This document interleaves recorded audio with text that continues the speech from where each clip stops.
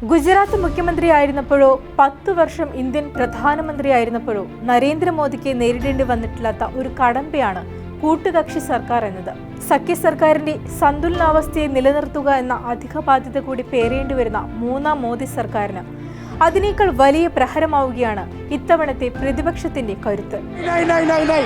नरेंद्र मोदी जी पूरा हिंदू समाज नहीं है, बीजेपी पूरा हिंदू समाज नहीं है, आरएसएस पूरा हिंदू समाज नहीं है.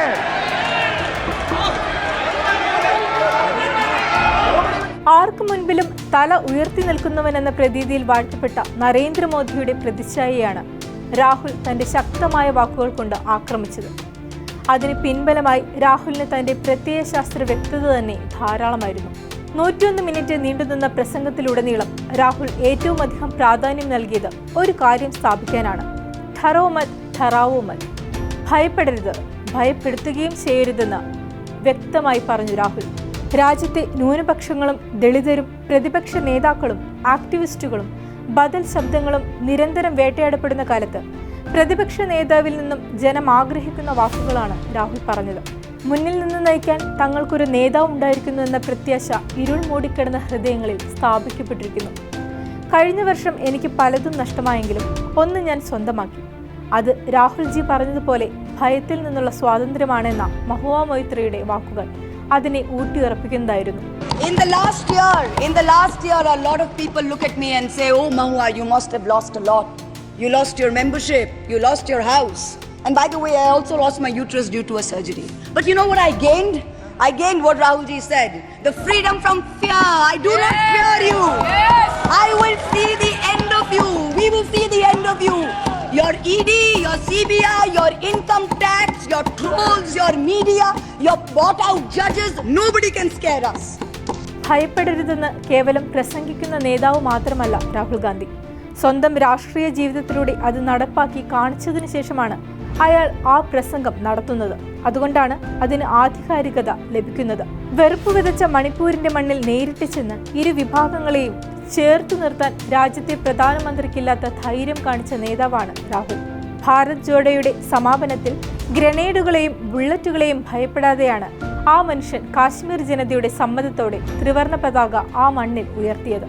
തന്നെ പപ്പുവാക്കിയ BJP ട്രോൾ ഫാക്ടറിയെയോ പരിഹാസങ്ങളെയോ ഭയക്കാതെയാണ് അയാൾ ഇന്ത്യൻ ജനതയുടെ പ്രതിപക്ഷ നേതാവായത്.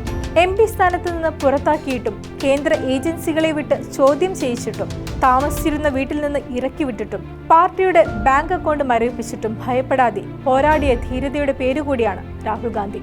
പിതാവിന്റെയും മുത്തശ്ശിയുടെയും ചിന്നിച്ചിതറിയ ശരീരം ബാല്യത്തിൽ തന്നെ കൈകളിൽ ഏറ്റുവാങ്ങേണ്ടി വന്നൊരു മനുഷ്യനെ ഇത്തരം ഗിമ്മിക്കുകൾ കൊണ്ട് ഭയപ്പെടുത്താമെന്ന ചിലരുടെ തോന്നലാണ് പരാജയപ്പെടുന്നത്.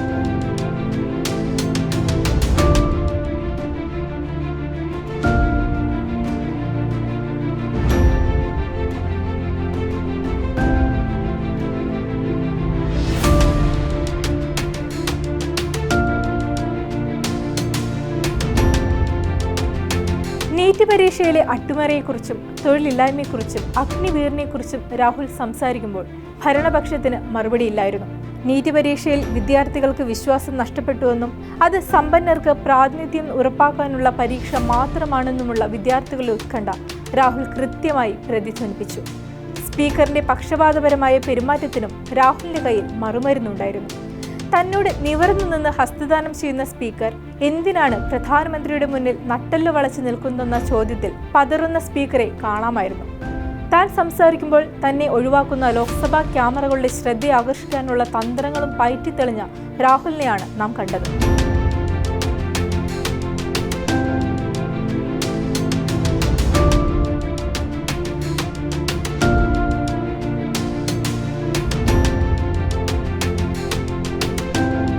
തൊഴിലില്ലായ്മയിലോ നീറ്റ് വിവാദത്തിലോ BJP പ്രതികരണത്തിന് മുതിരില്ലെന്ന് വ്യക്തമായപ്പോഴാണ് രാഹുൽ BJPയുടെ പോസ്റ്റിൽ കയറി അവരെ ആക്രമിക്കാൻ തുനിഞ്ഞത്.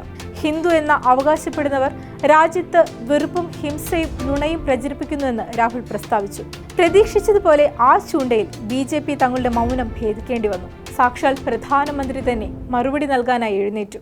രാഹുലിന്റെ പ്രസ്താവനയെ മുഴുവൻ ഹിന്ദു സമൂഹത്തിനും എതിരായ പ്രസ്താവനയായി വ്യാഖ്യാനിക്കാൻ ശ്രമമുണ്ടായി. പക്ഷേ രാഹുലോ പ്രതിപക്ഷമോ ഭയന്നില്ല.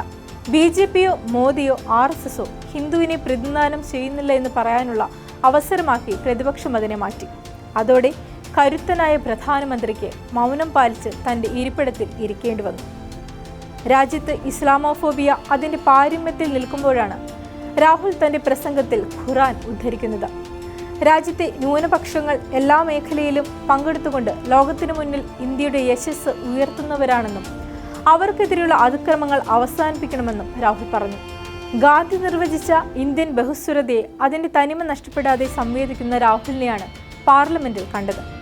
ഗുജറാത്തിലും ഇന്ത്യ സഖ്യം അധികാരത്തിലെത്തുമെന്ന് മുന്നറിയിപ്പ് നൽകിയാണ് രാഹുൽ ആ ദിവസത്തെ സമ്പൂർണ്ണമാക്കിയത്. നിരന്തരം അപഹസിച്ചും വേട്ടയാടിയും നരേന്ദ്രമോദിയും BJPയും തന്നെ നിർമ്മിച്ചെടുത്ത കരുത്തനായ രാഹുൽ ഗാന്ധിയാണ് ഇന്ന് ഇന്ത്യൻ പ്രതിപക്ഷത്തിന്റെ മുഖം. അയാൾ തന്റെ ആവനാഴിയിലേക്കുള്ള അസ്ത്രങ്ങൾ ശേഖരിച്ചത് ജോഡോ യാത്രകളിലൂടെ ഇന്ത്യയിലെ തെരുവുകളിൽ നിന്നാണ്. അവയ്ക്ക് മൂർച്ച കൂട്ടിയത് ഭരണഘടന എന്ന വജ്രായുധം ഉപയോഗിച്ചാണ്. ആ അസ്ത്രങ്ങളിൽ നിന്നും ഒഴിഞ്ഞു മാറുക എന്നത് ഭരണപക്ഷത്തിന് വരും ദിവസങ്ങളിൽ എളുപ്പമാകും.